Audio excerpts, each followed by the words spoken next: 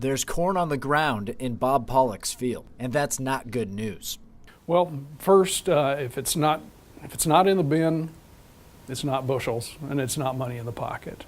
But the problem isn't contained to Pollock's field. Northeast Nebraska was hit with devastating winds all of last week, with 3 days warranting severe wind advisories from the National Weather Service.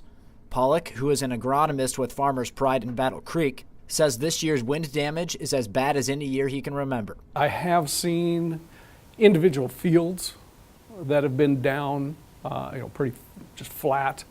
But for an overall large-scale area, this is probably one of the worst that I've seen.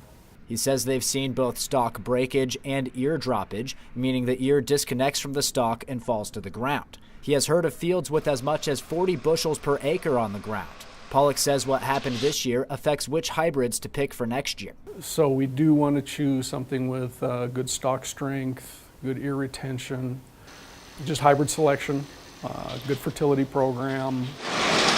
But there's another side to this problem too. With all the corn on the ground, how do you prevent cattle from overeating when you let them in?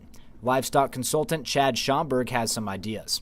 We can acclimate the cows to corn. We can go out and feed 3, 4, 5 pounds of corn, work them up to 10, 12 pounds before we turn them out, and then the cows won't be as new to them to want to run out and just eat all the corn that's laying out there. He also says you could fill the cattle up before turning them out, send them out at dusk, put out a lick tub, or give them plenty of access to high-quality grass hay. If you don't, there are problems if the cows overeat. When a cow does go out there and she does overeat on corn, what we'll see is acidosis. And acidosis on a cow, worst case scenario, can kill the cow. The severe winds have calmed down this week, but Pollock and Schomburg both recommend that farmers with questions on how to handle the damage call Farmers Pride.